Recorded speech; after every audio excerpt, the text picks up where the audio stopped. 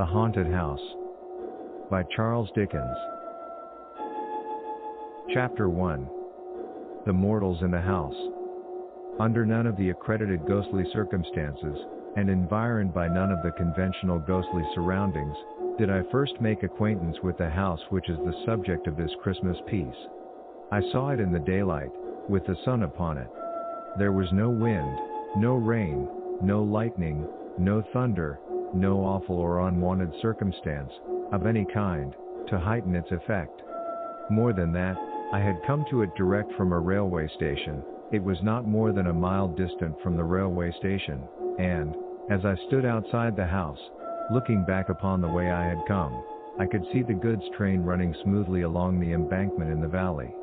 I will not say that everything was utterly commonplace, because I doubt if anything can be that, except to utterly commonplace people, and there my vanity steps in, but I will take it on myself to say that anybody might see the house as I saw it, any fine autumn morning. The manner of my lighting on it was this. I was traveling towards London out of the north, intending to stop by the way, to look at the house. My health required a temporary residence in the country, and a friend of mine who knew that, and who had happened to drive past the house, had written to me to suggest it as a likely place. I had got into the train at midnight, and had fallen asleep, and had woke up and had sat looking out of window at the brilliant northern lights in the sky, and had fallen asleep again, and had woke up again to find the night gone, with the usual discontented conviction on me that I hadn't been to sleep at all, upon which question, in the first imbecility of that condition, I am ashamed to believe that I would have done wager by battle with the man who sat opposite me. That opposite man had, through the night, as that opposite man always has, several legs too many, and all of them too long. In addition to this unreasonable conduct, which was only to be expected of him, he had a pencil and a pocketbook, and had been perpetually listening and taking notes.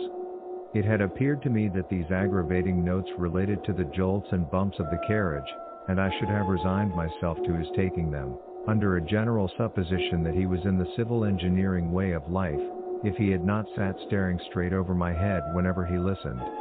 He was a goggle-eyed gentleman of a perplexed aspect, and his demeanor became unbearable.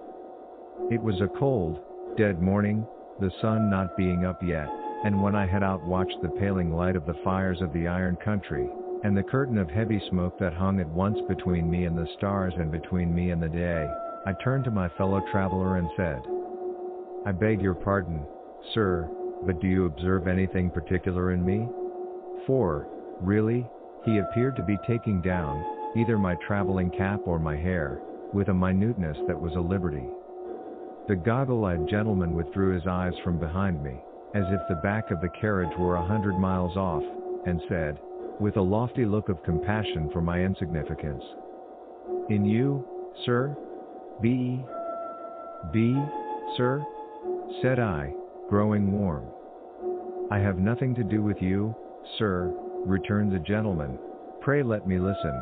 Oh. He enunciated this vowel after a pause, and noted it down. At first I was alarmed, for an express lunatic and no communication with the guard, is a serious position. The thought came to my relief that the gentleman might be what is popularly called a rapper, one of a sect for, some of, whom I have the highest respect, but whom I don't believe in. I was going to ask him the question, when he took the bread out of my mouth. "You will excuse me," said the gentleman contemptuously, "if I am too much in advance of common humanity to trouble myself at all about it.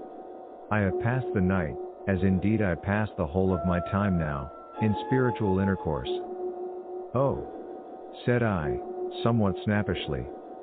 "The conferences of the night began," continued the gentleman, turning several leaves of his notebook, "with this message: evil communications corrupt good manners." "Sound," said I, "but absolutely new?" "New from spirits," returned the gentleman.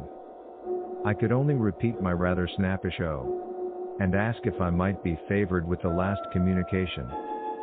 "A bird in the hand," said the gentleman, reading his last entry with great solemnity, "is worth two in the bosh."